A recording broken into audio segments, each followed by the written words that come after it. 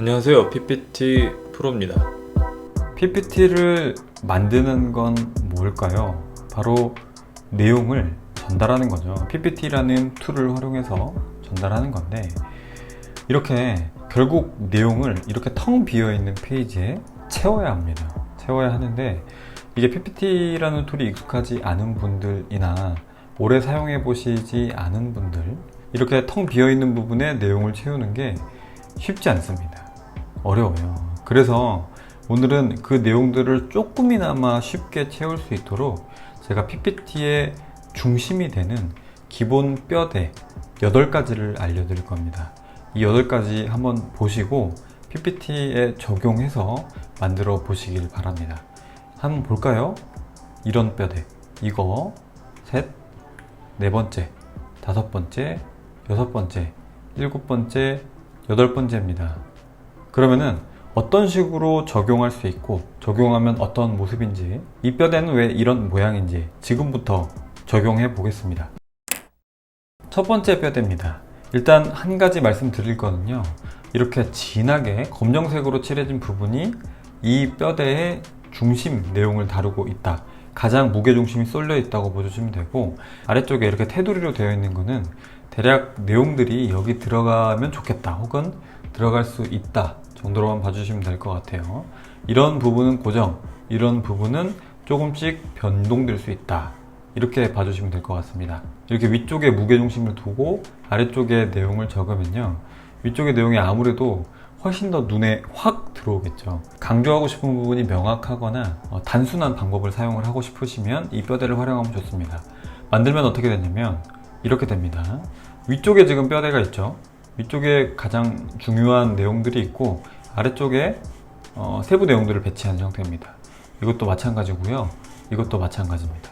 위쪽의 중심, 아래쪽에 세부 내용, 이것도 마찬가지고, 이렇게 좀 극단적으로 영역을 더 넓히거나 텍스트를 키워서 만드는 방법도 있습니다. 확실히 눈에 더 잘 들어오죠. 이것도 마찬가지, 이것도 마찬가지입니다. 위쪽에 크게 무게중심을 두고 아래쪽에 세부 내용을 좀 풀어 쓰는 그런 형태라고 봐주시면 될 것 같아요. 이것도 마찬가지죠. 이것도 마찬가지, 이것도 마찬가지. 위쪽에 확실히 무게중심을 두고 아래쪽에 세부 내용을 하니까 이게 먼저 눈에 확 들어오죠. 이런 뼈대도 있다 정도로 알아주시면 될 것 같습니다. 그 다음 두 번째는 좌측 상단. 그러니까 이전 첫 번째는 위쪽에 이렇게 쭉 무게중심이 쏠려 있었다면, 이거는 좌측 상단에 일부분 무게중심이 쏠려 있고 아래쪽 부분은 이제 이 부분 혹은 아래쪽 부분에 내용을 배치하면 된다라고 봐주시면 될 것 같고, 여기는 디자인적으로 왼쪽 상단에 무게중심이 쏠려 있기 때문에 오른쪽 하단도 약간 요소를 집어넣으면 균형이 좀 잡힌다, 이런 의미에서 넣어놨습니다. 보세요. 왼쪽 상단에 지금 무게중심이 꽉 잡혀 있죠. 그리고 가운데 내용 적어주고, 이것도 마찬가지입니다. 왼쪽 상단에, 그리고 이거는 균형을 맞추기 위해서 우측 상단 그리고 우측 하단 부분에 요소를 넣어서 약간 균형이 잡히는 모습이죠. 이것도 마찬가지입니다. 이거 왼쪽 상단에 있다 보니까 왼쪽 부분은 좀 여백을 뒀어요. 왼쪽 부분은 여백을 두고 오른쪽에 이미지를 넣어서 내용을 구성했습니다. 이것도 동일한 방식이고요, 이것도 동일한 방식, 이것도 동일한 방식입니다. 이것도 동일하죠. 그리고 세 번째 레이아웃 같은 경우에는 다른 것들이랑 좀 다릅니다. 다른 것들은 이 노란색이 배경이죠. 배경을 중심으로 이제 뭐 상단, 뭐 하단, 중앙 뭐 이런 식의 내용이 배치된다고 보면, 이거는 배경 위에 도형을 덧대고 그 안에 이제 내용을 집어넣는 겁니다. 그렇게 되면 이 상단보다는 이 안에 들어가는 내용에 조금 더 집중이 돼요. 한번 볼게요. 배경 위쪽에 이렇게 도형을 넣어주고 그 안에 내용을 넣습니다. 그리고 중심이 되는 내용이나 좀 요약하는 내용들은 좌측 상단에 넣어주고, 물론 우측 상단에 넣어도 이건 크게 상관은 없습니다. 이렇게 하고 이런 식으로 만들 수 있습니다. 이것도 그렇고요, 이것도 그래요. 마지막으로 이것도 그렇습니다. 이거의 특징이 뭐냐면 지금 사실 단순해요. 배경이 있고 그 위에 이제 도형을 이만큼 넣어서 그 안에 내용을 적고 하는 방식인데, 생각보다 별거 안 하고도 뭔가 신경 쓰는 듯한 페이지를 만들 수 있어요. 이것도 그렇죠. 그냥 네모만 쳤는데 느낌이 이 안쪽에 들어가는 내용에 조금 더 집중하게 만듭니다. 이것도 마찬가지, 이것도 마찬가지. 자, 이제 네 번째로 갑니다. 네 번째는 아까 좌측 상단에 이렇게 무게중심이 있는 거 있었죠? 이것보다 무게중심을 훨씬 덜어내고 살짝 포인트만 좌측 상단에 두고 나머지 부분은 자유롭게 한다 라고 봐주면 될 것 같아요. 약간은 자유도가 앞에 보여드렸던 것보다는 훨씬 높고 고려해야 될 부분도 많습니다. 그래도 한번 보여드릴게요. 이렇게, 물론 우측에도 이렇게 내용이 있지만 좌측 상단에 이 부분을 이제 메인으로 계속 고정해서 가져갑니다. 그리고 나머지 내용들을 채워주는 거예요. 보시면 왼쪽에 계속 이게 잡아주죠. 이게 잡아주다 보니까 내용이 흔들리지 않습니다. 이런 방식이다 라고 봐주시면 되고, 이것도 마찬가지예요. 좌측 상단에 뭐 많은 내용을 적는 건 아닙니다만 이런 디자인 포인트 혹은 내용의 포인트 이런 것들을 잡아주고 가니까 흔들림이 좀 덜하죠. 그래서 이런 방법을 활용하는 것도 좋다라는 거 말씀드리고요. 이거는 좀 단점이 이 기타 부분은 사실 다 여백이잖아요. 그래서 채워야 되는 좀 불편함은 있는데 이 왼쪽에 포인트를 주는 것만으로도 안정적으로 보이고 페이지들이 넘어갈 때 이제 연결성을 보이기 때문에 활용하기 좋습니다. 그리고 다섯 번째는 왼쪽에 살짝 포인트 있는 거를 그냥 위로 쭉 이어준다고 봐주시면 돼요. 이어주게 되면 이 얇은 띠 안, 그리고 아래, 그리고 위에 필요한 내용들을 간단하게 배치할 수 있고요. 아래쪽은 그냥 평범하게 내용 배치하면 될 것 같습니다. 볼게요. 이것도 위쪽에 띠를 주고 그 안에 텍스트를 넣었죠. 그리고 그 아래 중심이 되는 내용을 적었고 아래쪽에 세부 내용을 적었습니다. 이것도 마찬가지고요. 이것도 마찬가지. 이런 띠가 있으면 장점은 디자인이 정말 쉽습니다. 그냥 띠만 넣고 아래쪽, 위쪽, 그리고 뭐 이 안쪽에 이제 텍스트를 배치하고 아래쪽 텅 빈 공간을 활용하면 되는데요. 아래쪽의 내용을 그냥 평범하게 작성을 하더라도 위쪽에서 이렇게 띠가 쭉 잡아주니까 디자인적으로 안정감도 생기고 내용 집어넣기도 편합니다. 이런 식으로도 할 수 있겠죠. 이렇게도 가능합니다. 이것도 가능하고요. 이거는 띠를 조금 더 넓힌 형태인데요. 위쪽으로 가득 채우면 아까 첫 번째 보여드렸던 건데 약간 띠가 있으니까 그것보다는 조금 더 임팩트는 줄어들지만 전체적인 조화로움은 더 올라간다 라고 봐주시면 될 것 같아요. 띠를 조금 늘리니까 이 부분에 충분한 내용들이 적어지죠. 이렇게 생각해 주시면 되고, 이것도 마찬가지, 이것도 마찬가지입니다.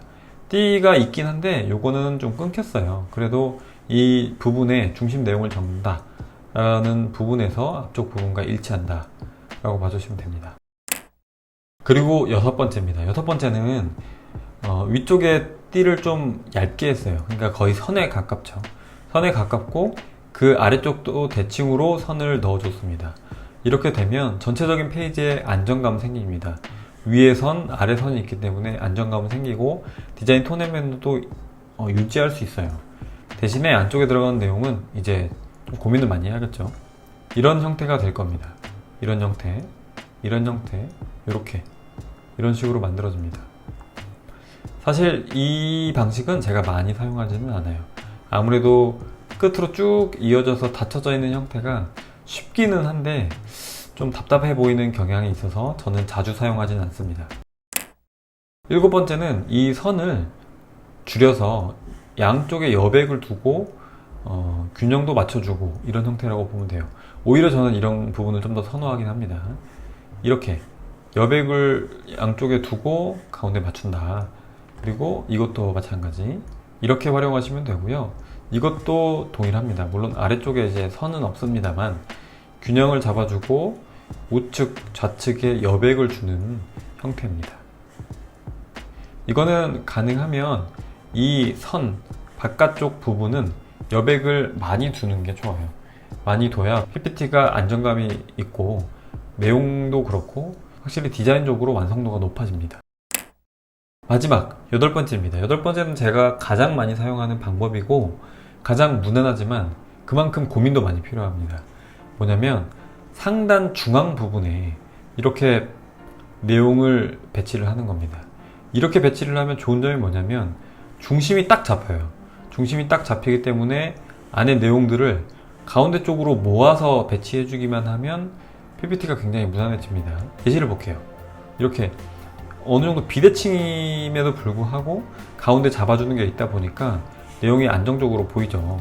이것도 마찬가지, 이것도 마찬가지입니다. 물론 이 방식을 활용을 하려면 좌측, 우측에 여백이 있는 게 좋긴 합니다. 이런 식으로 여백을 주고 가운데에 몰아주는 게 좋긴 한데, 이런 부분은 디자인적으로 충분히 활용할 수 있어요.